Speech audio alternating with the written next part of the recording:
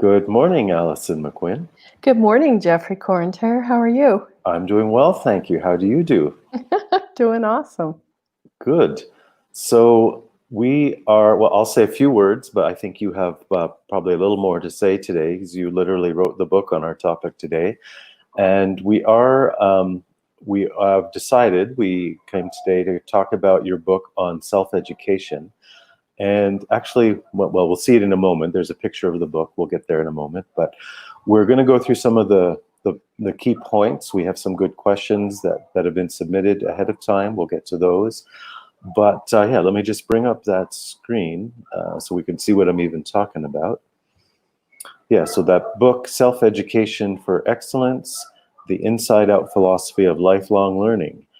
And Alison, do you want to maybe say a general word at the beginning, or you tell me Yeah. where you'd like to go? Sure. Well, just basically that the book arose from my experiential experience with my own children, and basically just it's a piece based on love. So when I gave birth to my babes, I fell head over heels in love with them. And I decided very early on that the construct of the current education system just wasn't serving, my relationship with them. I couldn't kind of jam it together. And so it was just feelings of chagrin and disappointment, my experience myself in the education system, and just feeling like I was never really served well. I never felt honored. I never felt excited by my educators. I never really felt championed. And so it just seemed that I was locked down or locked into an agenda from the outside in. And the more I read and the more I studied and the more I was immersed in Heilkunst medicine, really locked down and impressed upon me that something about allopathic education was extremely deleterious. What happened, and again, I'll get on to the next slides very quickly, is that more and more I was serving teenage children that were in suicidal states. And this angered me because it reminded me very much of my own experience of being marginalized. And so, it's very poignant to be sitting in your office holding the hands of a teenager as they're weeping, letting you know they no longer want to be here. So more and more this, and I'm going to explain a little bit about why that is today. And so I'm very passionate about this subject. You may notice right off the bat that, yeah, this is not something that I just wrote because I thought it would be a decent research piece. Believe me, there's a lot of heart behind this. Mm-hmm. And as I'm listening to you talking, Allison, something is occurring to me about myself, what happened to me in the education system. And on the surface, I look like a really, excellent, not excellent. I was a good student and I, liked school and I did all my homework and everything. But what I realized looking back now is I got split in two. I kind of had a strength in the maths and the sciences, but I had kind of this other side of me which would have been quite interested in the arts, and I'm kind of making up for that now in my adult years. But yeah, I got, just to put it simply, I got split in two, and now I've spent the latter years of my life trying to put Humpty Dumpty back together again, as they say. So that's so just listening to you, that kind of occurred to me. Yeah, that was as at the time I never would have complained much about school or thought it was a problem, but yeah, it certainly was a problem as far as my life path. And I like the way you put it, like this force that separates someone from their object of desire or their love object, parent and child, of course. There's a love relationship there, but even within an individual, we all have a love object as far as what we desire, what we want to learn about, what we want to kind of become and be in life. And that's kind of another force of disturbed love or broken love that kind of comes from the force of the public schooling system. So anyways, that's just all streaming out of me. I didn't didn't know I was going to think or say any of that. But yeah, so you let me know. Do you want me to go ahead to the next slide, or Yeah, where are that you would, at? because you dovetailed so beautifully into the next slide for sure. Hmm. So John Lennon said when he was 5 years old, my mother always told me that happiness was the key to life. And when I went to school, they asked me what I wanted to be when I grew up, and I wrote down happy. They told me that I didn't understand the assignment, and I told them they didn't understand life. Mm-hmm. Yeah, exactly. Exactly. He got the wrong answer according to the school system. Right, totally. Yeah. Yeah. So, with the next slide, let's go back a little bit in history. And it used to be that we lived very nomadically and we traveled really around large geography and landscapes with our families. And the reason that we did this is in micro communities as nomadic tribal people, we were actually following the food source. And so, depending on migrating animals and what was prevalent in the way of the food supply at that time in different geographic areas, we would travel with our families in these wee pods, sleeping in tents together, learning together. The little kids were always around, kind of the mamas in these tribal nomadic groups.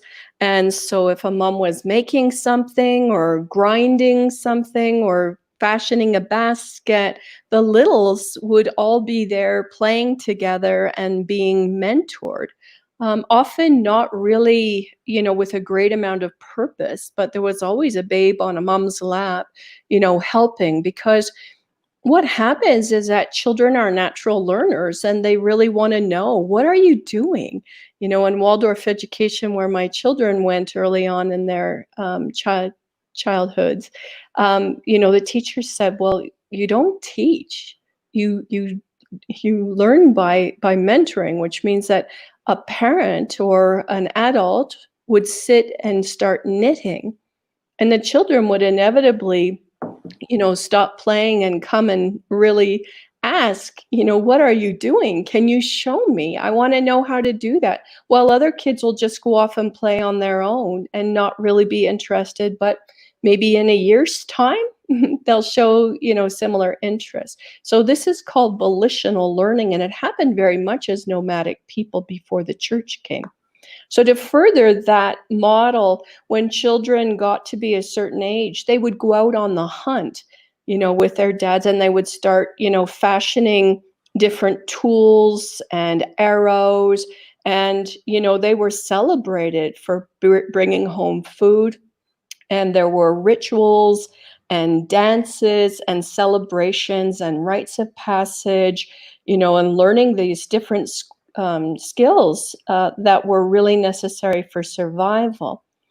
The thing is that now in our modern day is that most kids, if left to their own devices in the wilds, would have no clue how to survive. I luckily and fortunately was raised by a father who was a farmer, and so I lived on the farms and we hunted in the summer, and I learned to fish very early on, and ran free like a wild thing during the summers, and I would not give that up for anything.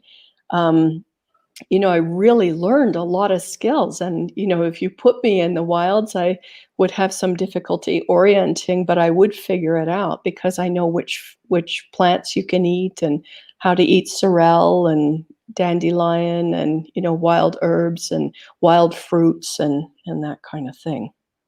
Mm-hmm. Okay, shall I go ahead on the slides? Sure.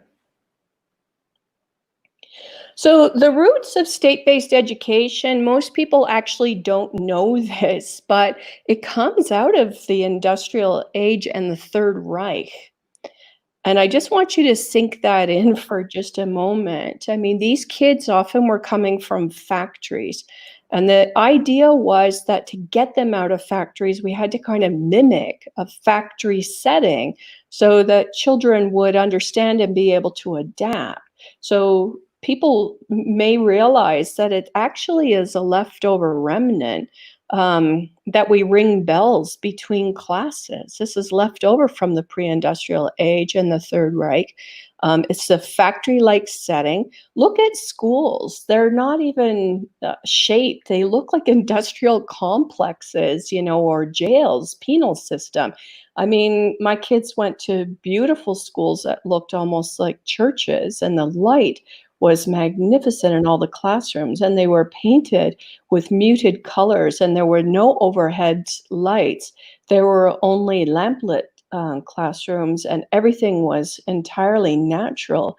And in fact, most people don't know this, but people in the penal system who are in jail get more outdoor time than children who are in modern schools.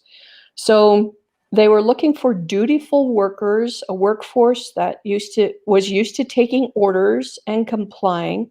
The other aspect of the education model is really about a sorting machine. So the idea that kids need to be sorted into groups of, these are the smart kids, these are the remedial or dumb kids, and the mediocre kids for work purposes, so that they will enter governments and just, fulfill the menial paper pushing tasks required. That, it's not really designed to have people that really think for themselves or do their own research or buck the system. It's about compliance. The smart kids end up in the baccalaureate programs. They're the ones that end up as diplomats for countries.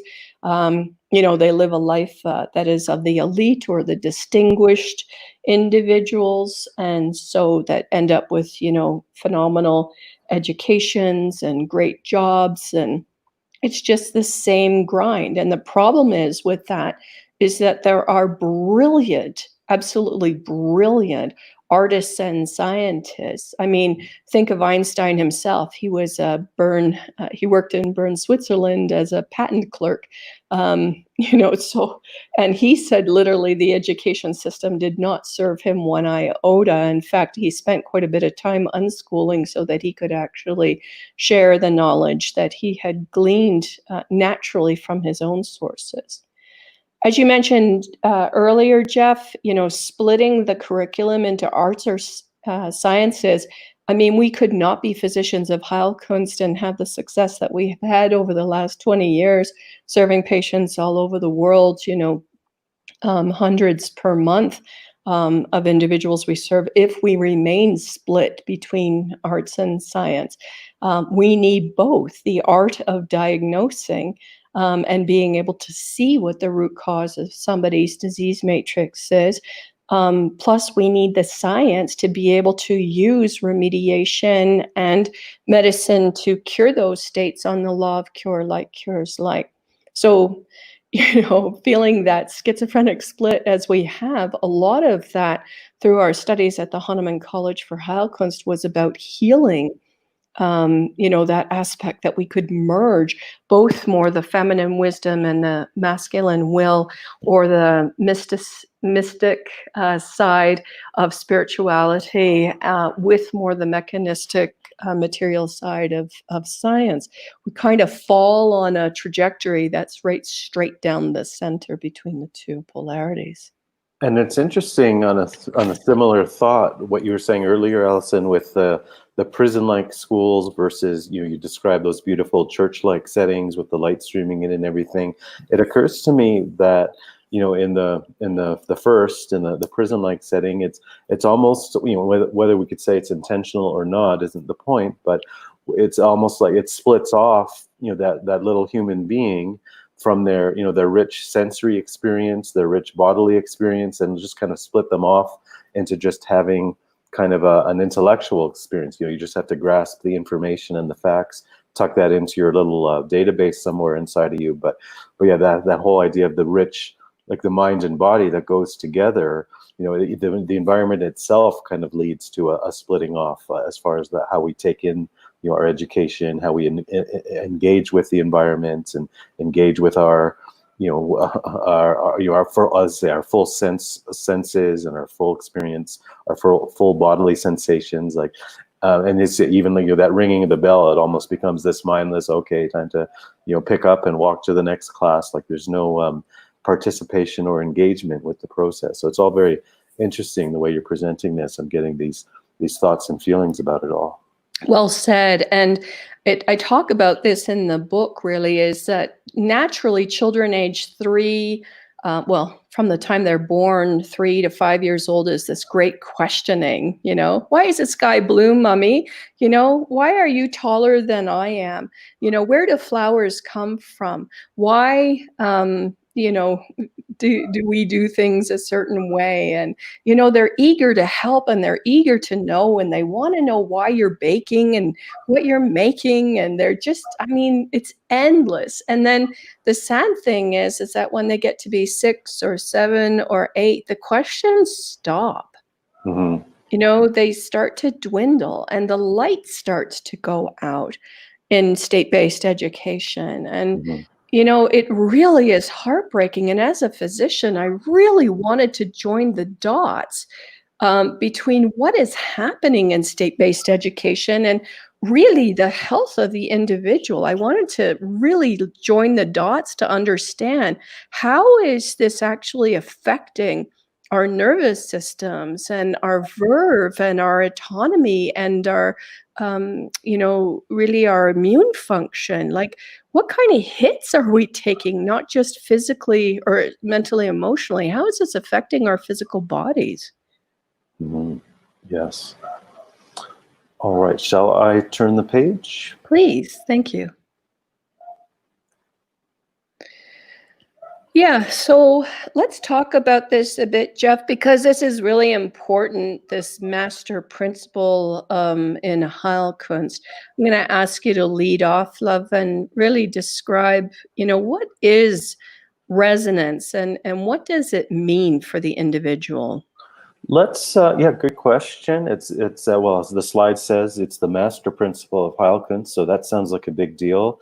But let's go back to what you just said a moment ago about, the young children, they're underfoot, they're around in the house, and they're just curious. They're brimming with curiosity and asking, "Oh, what you doing, and why you how you making something at the stove, or what?" They have all these questions. That's, you could say, that's an example of this kind of resonance organ. It's just constantly reaching out, trying to find what it wants to connect to in the world, right?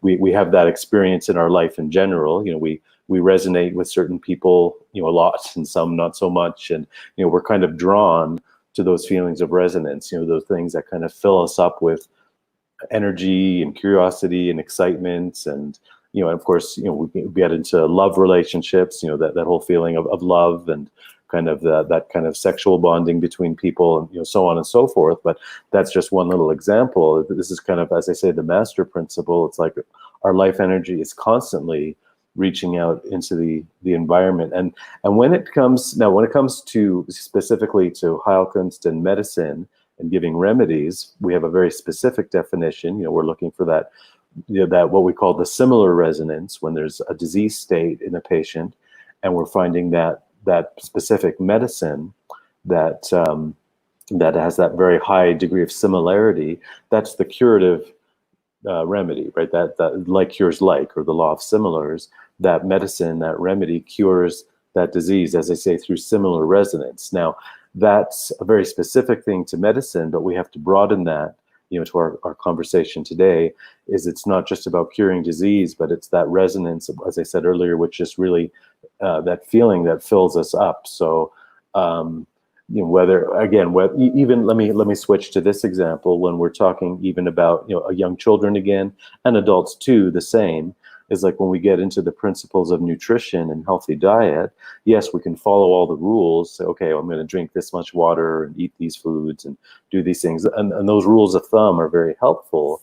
But we also kind of get to a point of health where we can kind of more be the captain of that ship, so to speak, where we can really feel that, oh yeah, I really feel like eating this food today or that food today. Like we really get a strong, when we're healthy, we get that strong sense of resonance, and we kind of guide those day-to-day kind of nutritional choices. Now we have to be a little bit careful there. Of course, there's other stresses other, emotional conflicts, other things that come up, which lead us more to cravings rather than resonance. That's sort of we can do a whole little talk on that. But just to say, when you're plugged into your natural healthy state and your resonance, you by and large make those, you gravitate towards those healthy choices for yourself, whether in food, in subjects, if you're on this topic of self-education, we that's the idea. We kind of give the child, a fairly large degree of freedom, to choose what are the topics they want to learn this week or this month or this day, or just kind of following those natural impulses they have. Now, as I say, there's always a need for some guidance depending on the age of the child, like some intelligent educator or parents or whoever's in that role to kind of put a little bit of shape around things as necessary, but I say not in a constricting way and not in a totally prescribed way like the education system as you've been talking about it. So anyways, I'm just kind of talking around these few examples, but I think if I'm hopefully getting my point across, this idea of resonance being this inner guiding force or principle which really connects us to the thing that's going to add more nutrition at one level or more fulfillment to us at one level or another. That thing that really helps us to grow and thrive in life, we're kind of guided to it by our, what lights up our resonance, from day to day or even hour to hour. Yeah, well said. And there's something that you said that I plucked out that I want to capitalize on because I feel it's extremely important. From our side of the table, we're dealing a lot with women who have suffered sexual abuse. Mm-hmm. And you mentioned resonance as part of our sexual function. And this is very, very important. A child that unfolds themselves based on resonance and what they love have a strong discerning factor, which is a function of the ontological aspect of the self. And all that means is that my sense of individuality comes from the choices that I make.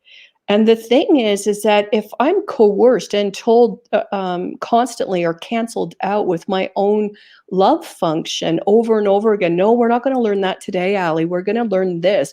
And you're going to do these comparisons on these sheets of paper, and then you're going to hand it in, and then I'm going to grade it and tell you whether or not you're worthy of a mark that's an A or a B, a C or a D or an F, really cancels out our capacity for true resonance and discernment. Later on, what happens is that my discernment is so broken, I can't choose a partner well. I question myself that I'm falling in love, or that I choose a partner who can be very sadistic or cruel or masochistic. We see this over and over and over again, is that women, when we lose our spidey senses, and men too, we end up in dangerous circumstances and situations that are not resonant for us. And it affects our sexual function because we're very unsure when we grow up who we want to be, what we want to do. I have people that spend months trying to refigure out what was canceled out by others' agendas. And really, our resonance destroyed is actually quite a dangerous thing, if you really think about it, based on what we're discussing today. And when you put it that way, what really, the image that really comes to mind, the way you've said all that, is, to go back to when you asked me to define resonance, let me add this big addendum here, is I'd put it this way, it's kind of like, it's like the positive function in our immune system. And what I mean is, we normally think of our immune system in terms of its negative function, meaning, it wards off, germs and microbes, things trying to get into our system. Our immune system pushes them out. In other words, our immune system says, no, you don't belong here. You're not part of me. But then the resonance side of our immune system, or the positive side, goes out and seeks out what does belong. What does belong. As I said earlier, this food belongs in me, and this, this subject I want to study belongs in me. So it's kind of this positive drawing in to the whole system. So yeah, the immune system doesn't just push things away; it also needs to draw things in. So the way you were saying that, Alison, made me think of it that way. Yeah. Awesome. All right, I'm going to go ahead to the next slide. Brilliant. So the principles of self-education really means that when a child dictates, and again, it's not that they're left entirely to their own devices, it's they have guidance, and that, a mentor is very savvy at being able to discern what a child is really interested in. But kids will tell you what is developmentally appropriate based on their love function. Due to their volitional nature, they'll self identify. Hey, I'm really interested in knowing about um, tadpoles. Like, can we go to the pond so I can see what tadpoles are doing? And can we capture them and bring them home in a bucket so I can observe and watch them? I mean, this is exactly how volitional learning and self education starts. All I'm suggesting is that you are really fostering this true desire. And as a parent of children that were extremely curious, just like your children are, I was like, yeah, let's go get that bucket. And, off we go with the net to capture and oh my gosh, the tails are shrinking and the back feet are getting longer. What do you think that means? And why is that happening? The idea is not to instruct, it's to facilitate what's already in motion by the child and actually asking questions. And even though you know the answer, you suspend those answers and you ask more questions, based on what they're interested in. So another principle of self-education is that you get the maximum absorption. So Jeff and I have been really researching the book Staphys Agria. I'm learning so much about, the remedies and details that relates to anger and feelings of loss of dignity and victimization. Boy, in a way that my organizing lens is just popping with excitement. And, I'm no different than a 3-year-old or a 4-year-old. I want to know certain things when I want to know them and not before. This is the thing, is that be due to self-respect and respect and honor by others, I'm furnished with the resources to be able to do what it is that I truly love. And a child is no different. And really, self-education is about bottom-up, project-led learning, and this approach, which really furnishes confidence. It's like, wow, hey, cool. Look, Mom, it's a frog today. Like, wowzers, that's so awesome. Like, look, it's got gills, and those are all disappearing, and it's really turning into a different type of amphibian. And kids are just like naturally, blown away by nature's transformation. And you know what? So am I. And that's the thing, is that if we breed lifelong learning instead of trying to all cram it in, we'll get to this in a moment, but people always ask me, oh my God, Ali, this sounds ideal, but they get to be university age and then what? They're not going to have the skills to be able to integrate into reality. And it's like, well, let's just really ask for a moment, what is reality? Mm-hmm. Yeah. So no tyranny from others' agendas. Children then don't feel trumped by curriculum or false authority, so that they develop their own authority. And this is absolutely critical. I am very connected to the world schooling community. I teach a lot, mentor a lot of parents in self-education, and this is really, really, really important.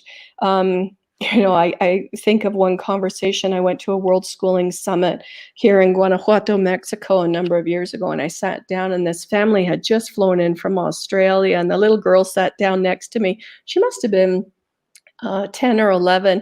And she sat down, she said, hi, how are you? My name is so-and-so, and what's your name? And what are you reading right now? And just the feeling of utter engagement, where she approached me as an adult and her a so-called child. We're supposed to be of different species, which makes me crazy, which is so untrue. And, you know, we had the most engaging hour-and-a-half conversation over lunch, finding out where each other lived, what we love, what's interesting to us, what the characters are in the books that we're reading right now. And this is normal in my world. And that's what I'm trying to wake people to. It's like, oh my God, Waldorf, Montessori kids, world schooled kids, they are turned on and lit up. And we're so not used to seeing state-based kids like this. They are not engaging. They're dead in the eyes. They don't have that verb. They're not enthusiastic. They've given up. They're resigned. Mm-hmm. Mm-hmm. Totally. Yeah. And it makes me incredibly angry. Yeah. But once you start to see what's going on under the hood, as it were, and the principles either animating or deadening a child, you should and could get angry very much, for sure. Yeah.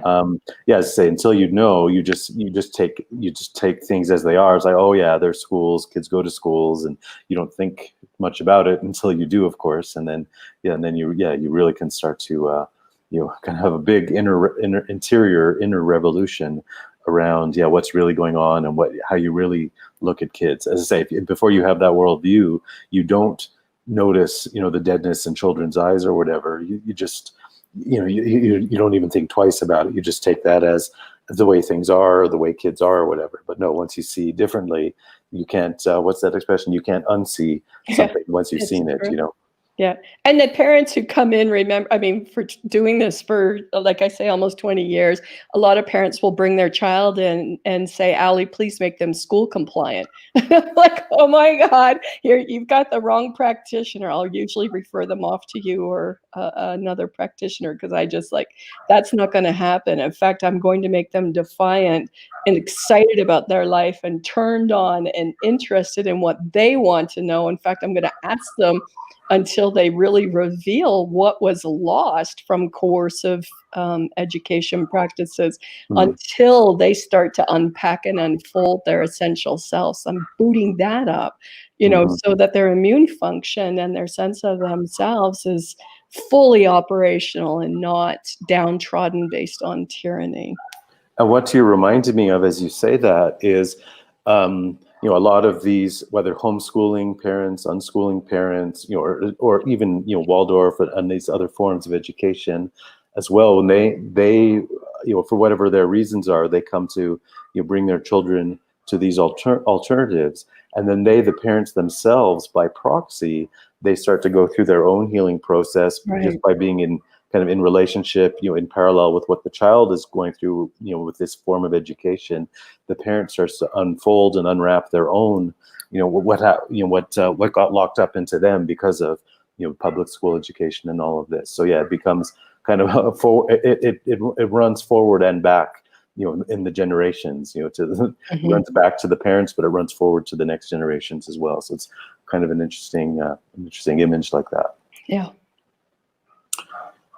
Okay, so why is self-educating healthier? Yeah. Well, we really break things down, without going into too much detail, into the 3 jurisdictions of Heilkunst medicine. And therapeutic regimen, it's interesting because kids that are self-educated at home, or unschooled or homeschooled, they're free to drink, eat, sleep, exercise, learn more on their natural rhythms. And this becomes very important when children hit their teens. And most people listening would probably be absolutely shocked that I let my kids sleep throughout their entire teenage years. And I just want you to sink in. I let my children sleep for hours till 12 noon, 3 o'clock, every single day, 6, 7 days a week. Yeah. I allowed my children to sleep 7 days a week. And I'm going to tell you why. Because they're downloading so much information spiritually through their astral bodies between ages 14 and 21. And I knew, based on being a lifelong learning parent, that they weren't going to unpack all of their knowledge and have it crammed in. In fact, they thought the education system was brutally retarded, and it is. My son did choose for a little while to go to grade 10. And he said, "Oh my God, Mom, I'm in the back of the classroom teaching the kids how to do math because they haven't a clue and the teacher's useless." And he said, "I'm not getting paid for this and I'm not getting a pension either. Like, this is bullshit. I'm coming home because you know what? I didn't realize it was this retarded." And so I heard comments from my kids like this all the time, or, "Why do I have to write exams? Like, I'm out teaching the teacher, for God's sake." The other thing too is that asking permission to go to the bathroom. Are you freaking kidding me? Our bodily functions are based on our innate desires and needs. So, do not tell a child or restrict when they need sustenance, or, it's ridiculous. So therapeutic education, we find less diseases incurred from feeling bullied, coerced, or a curriculum that wakes the intellect too soon. And you may be surprised to find out that children, before the milk teeth fall out, as per Rudolf Steiner, that are coerced or forced to be educated based on concepts that are extremely boring and limited based on a teacher's request, actually is extremely harmful.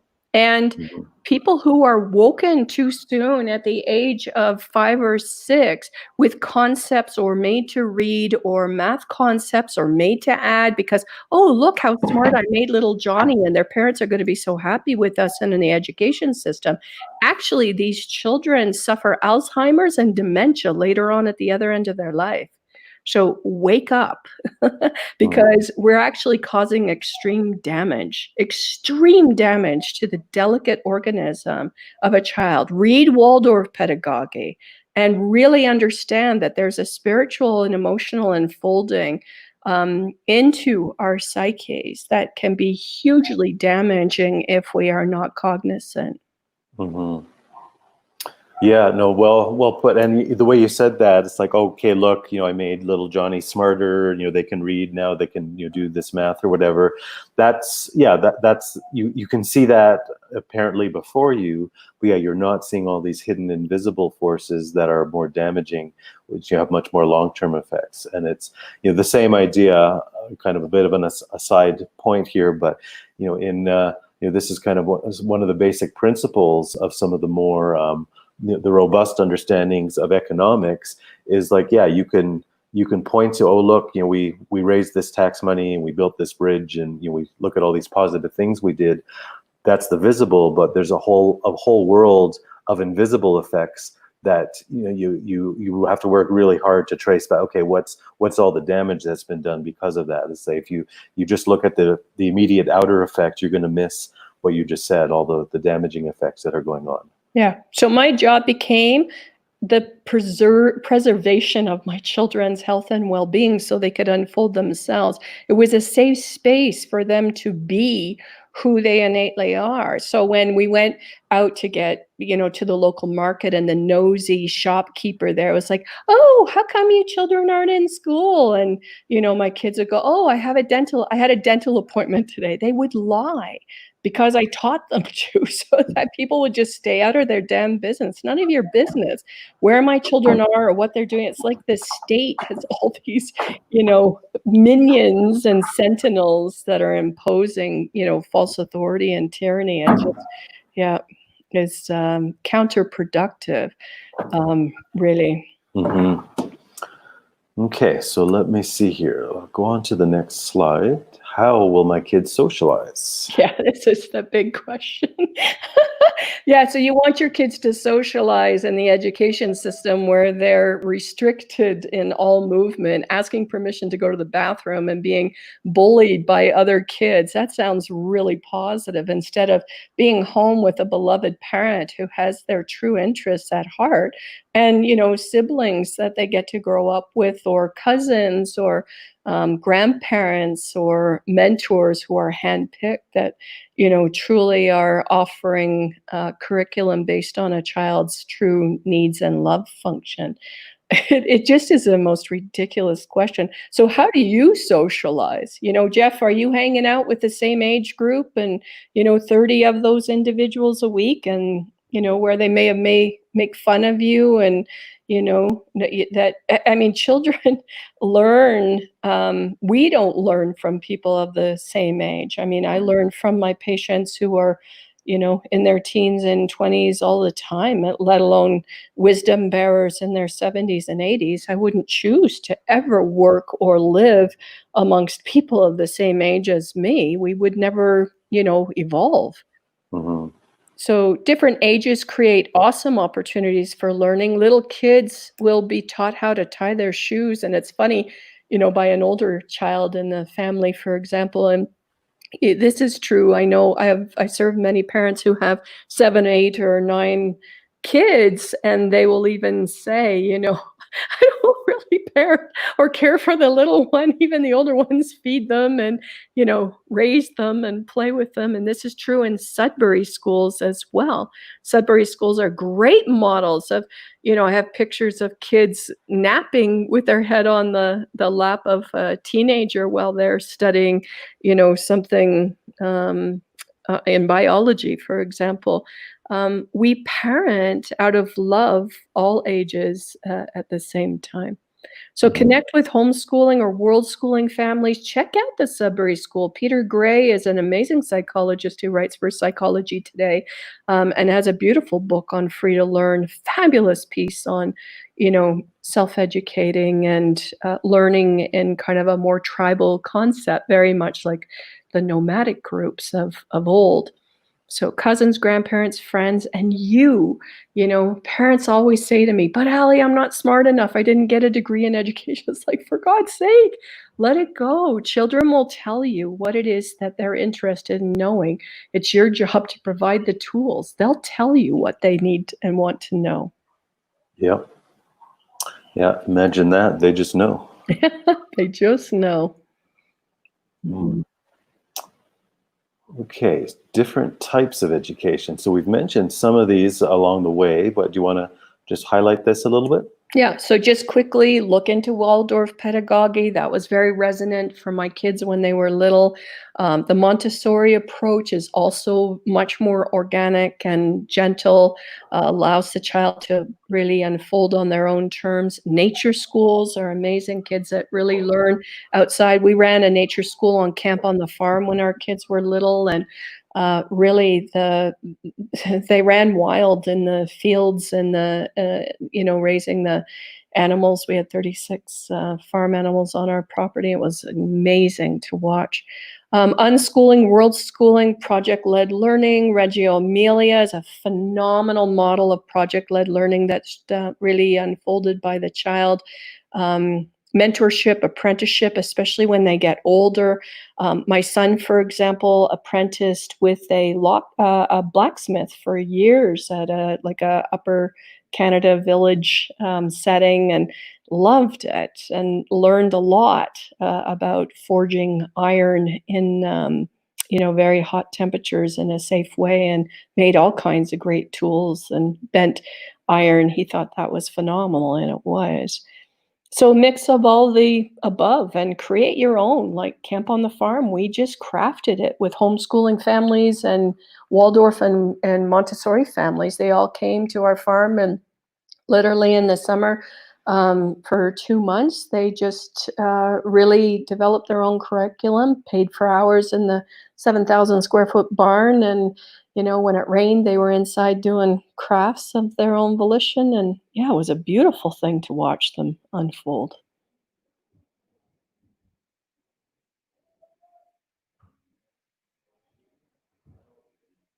Oh, I can't hear you, Jeff. Your sound is suddenly, you're muted, babe.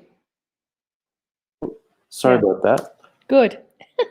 I muted because there was a little dog orchestra Yeah, going on in the yeah, background. I didn't that can want, happen. yeah, so I forgot to unmute. So yeah, so here we are. I was just reading this next question. How will my homeschooled child integrate into the real world? I like how you put the air quotes around the real world there. Mhm. So just so you know, any university in the world accepts mature students at the age of 21 with an entrance exam. My daughter is a perfect example. She wanted to go to college at 16 years of age. And yes, at 16 years of age, she went to art college and she wrote an entrance exam. And God love her, you know, that kind of resourcefulness. She hired her own tutor for the math portion of the show and ended up with a 99% in the math and 100% in the English portion. And once she wrote that entrance exam, it really gave her carte blanche to enter education facilities after that. So it was a no sweat, no brainer. And, you know, that's what I love about kids that are self educated. I was like, do you need help? Like, do you need me to help you with resources? She's like, why would I, mom? Like, I've been teaching myself for so long that, I mean, she was the one on Live Mocha way back at the age of 12, 14, teaching a kid in Greece English while he was tutoring her in Greek.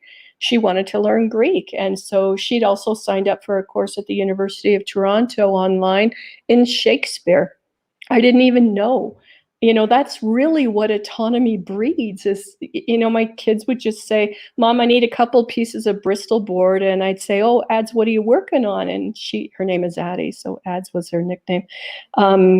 She would just say, well, I'm doing a comparison between all of the Greek and Roman gods, and I'm going to draw circles with, you know, Zeus kind of at the center. Because I don't know that that's done before, she said. And I said, I don't think it's been done either. I would love to see it when you're done, so that you can teach me and show me what it is that you've learned from that. So I serve patients all over the world. These kids are world schooled. They enter universities, high school. Canada and the US are one of the most tolerant and open countries in order to self-educate. Some provinces or states require that the Board of Education know that you're self-educating or educating your child at home with a curriculum. It's so simple. All you need to do is submit a form that says, yes, this is what we covered this month or this year. No big deal. I mean, often you're just kind of fudging and making shit up so that they, you know, leave you alone. And that's just what you do for your children to protect them as they educate. But, you know, I have students that go to Spain. There are countries like Norway, Scandinavia that offer education at the university level for free. So I have kids that I serve that are self-educated all over the world, Australia as well. And my daughter, for example, who is a paramedic now, just caught up, went and took, like God love her, she went to a counselor at the local employment center and said, I need biology and chemistry. Help me get these courses at an adult educating learning center so that I can get that requirement. Yeah, and she never needed anything else. She already had that pre-entrance exam, and she's been very successful in her studies. In fact, out of 30 individuals, she's the only one that maintained a 95% average during her 2 years. And again, this is from an individual who slept through her teens. So I say that with great meaning and purpose, because children downloading their astral body in their teens need time to rest and integrate. The learning will come. You know, my son is a Bowen practitioner, that he studied Bowen, which is like chiropractic or RMT. He was he's 26 next month. He also was a trampoline acrobat and parkour mentor for very many years, 5-6 years. He also works now with a whole group of rollicking hunters and fishermen who actually make dog food, raw dog food. And he loves what he does, makes a ton of money, loves what he does, works with a great group of people. And again, going back to John Lennon's maxim, you just want them to be happy. That's all that matters. And if they decide, my daughter says she's going to study to be a surgeon when she's in her 30s or 40s. And you know what? It's absolutely brilliant, and she will figure it out because she has the resourcefulness to do that. So again, taking courses in specific areas of study that your child is interested at the time that they show interest in those things and not before.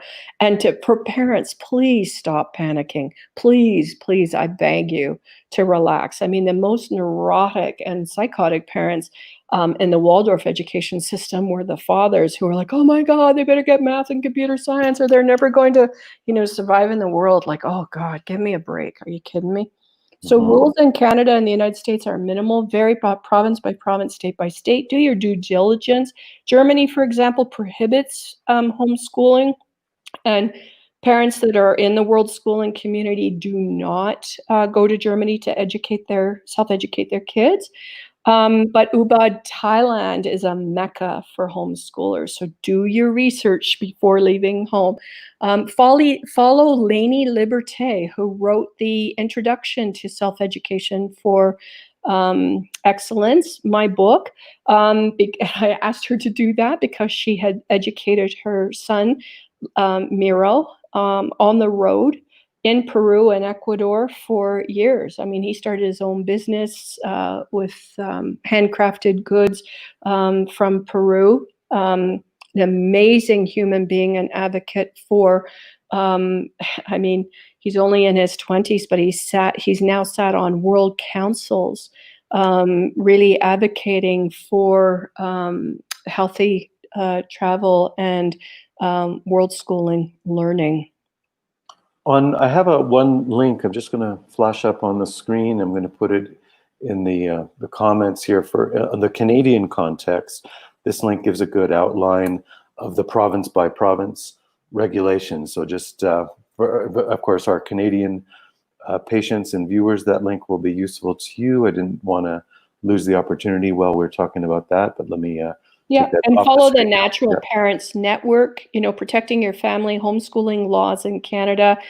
It starts out by saying if you're homeschooling family in Canada, then you probably already know that Canada has some of the most favorable homeschooling laws in the world.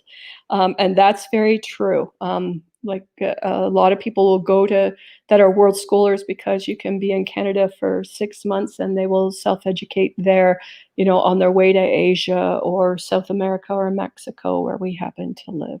Mm-hmm. Okay, let me turn the page. Yeah, we're almost done. All right, so resources for self-educating. If you look at the back of my book, the bibliography is 3 feet long in the back of self-education. And some of the resources that I list there, Homeschooling for Excellence by the Colfaxes is a fabulous book about how they raised their children in the wilds of California, Northern California, while building a house. 3 of those boys ended up at Harvard. So if you really measure success based on that, one of their children became a goat farmer and really trades in champion goats in the world. Didn't he have the scholarship to Harvard, but he preferred doing the goats? Yes, yeah, well said. And one of the boys was really into astronomy, and every year he got another piece of a microscope that he built himself. Alfie Kohn, John Taylor Gatto, Grace Llewellyn. Oh, she is amazing. When she talks about really liberation for students in their teen years. L.R. Nost, A.S. Neal of the Summerhill schools in Scotland, I believe. John Holt, Peter Gray is a good friend of mine through the process of writing my own book, just a super, super guy. And really, like me, his son spoke up and said, this is bullshit. And he got him into the Sudbury education system. And as a psychologist, he really studied what the effects were on his child and others that are allowed to self-educate. Carrie McDonald is another good source as well. Mm-hmm.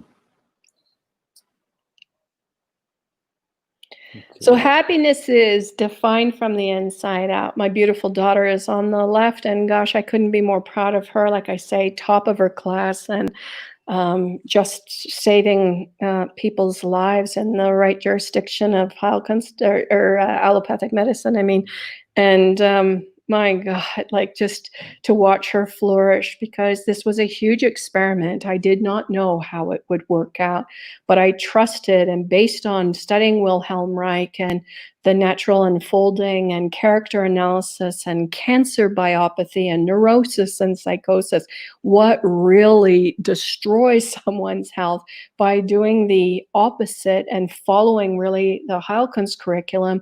I allowed my children with my kind of burgeoning confidence that they would find their way. They both are in beautiful love relationships and dedicated relationships. They never had multiple relationships with multiple people at the same time. Neither one of my children drink or do drugs. We have beautiful and amazing, meaningful conversations. Like I say, they're in beautiful love relationships and happy, happy, happy. And I mean, it's all a parent really can wish for. It's it's the ultimate parent scorecard or a report card, isn't it? Yeah, true. Okay, so here is oops, where am I at? Oh yeah, so we have this link for the book, www.selfeducation.me, take you straight to the book page. And if you're in any conversation with friends or family, on the topic of education, and it's turning in this direction, it's an easy link you can just share with them. It's even easy to remember. You don't have all the funny backslash and gobbledygook, this and that. But, yeah. So that's the link straight to the book. And we'll leave the line open here for a little bit. Allison, I'm gonna bring us back on camera so we could share our nice smiley faces again. I just have to find the button. I don't know. How did you get lost, Allison? Oh, there you go. Okay. Yeah. Okay. So yeah, we're let me happy make to this field questions. bigger. And even now, if you find that you have questions after the fact, don't hesitate to write to me at amcquinn@arcanum.ca. I'm happy to answer those questions for you. If you have any other questions, please post in the comment box down below. I'm seeing it on the lower right-hand side. But yeah, happy to answer those, happy to connect you to the world schooling scene. Waldorf pedagogy, these things are readily available online. And really is to loosen the reins and not worry about how children will integrate into the real world. The real world is inside them, not outside them. Mm-hmm. And like Jeff has done 2 postgraduate studies, so 2 PhDs course of studies. I've done 1 where I'm writing a second book now on transcendent women, working with psychotherapeutic physicians around the world, and we're recording weekly our sessions on transcendent women. Again, there's no end to the excitement that you can have around learning and making things. And how many books do we have now, Jeff? Like 21? We're working on number Something like 22, something crazy like that. So if you have great verve and health and excitement and desire to explore and playfulness and curiosity, that never ends. I'm going to be doing this. How old am I now? 56. This isn't going to end for me. I intend to be, writing and creating and crafting and being in love with learning right into, my cold storage box or whatever the hell's done with me after I'm here. But it's about fun. It's about playing in the sandbox of life and really knowing who you are and what it is you are and what you're ordained to be, not do. We have a question. I think this was on just what you said a minute ago. What was the book that was wrote about unfolding Wilhelm Reich? Was that your book you were talking about, Unfolding the Essential Self? Yeah, I wrote a book on Wilhelm Reich. So it was a distillation of all of the research we did with his books, character analysis, the cancer biopathy, the American Odyssey. Help me, babe. What are some of the other titles of the pieces? People in Trouble. There is one specifically on children that I have taught at another parenting group in Moncton that was about children of the future. I think that's what it's called. Anyways, all of his books are very heady. If you're in medicine, they will shock you awake. But I did a distillation of Unfolding the Essential Self from Rage to Orgastic Potency, and that is available also on Amazon. Mm-hmm. And I did just put that link up in the comments. Okay, thank you. Oh, wow. Well, I'm going to go for a big hike now because I'm all fired up. And it's not a topic. I mean, we write these books, but they take 4 years often to write. That one on self-education took about 20 years of, distillation and such. So that was published last August. It's almost a year old, that book now. And I did another one subsequent to that on natural birthing and birthing at home. And so, that project feels like we re-enlivened it and brought it to the fore. And I remember why I was so, hyper passionate about it. So I think we'll probably close out this session. But as Alison mentioned, whether you're watching this on Facebook or on YouTube, you can continue to ask questions in the comments. We'll continue to see those and address them as we go into the future, in a future video or a blog post, or who knows where the question will lead us. But as I say, we'll leave, the comments will remain open. And we thank you for joining us this morning. Yes, and thank you for the pre-questions. That helped a lot in crafting this presentation. Thank you for taking the time to attend.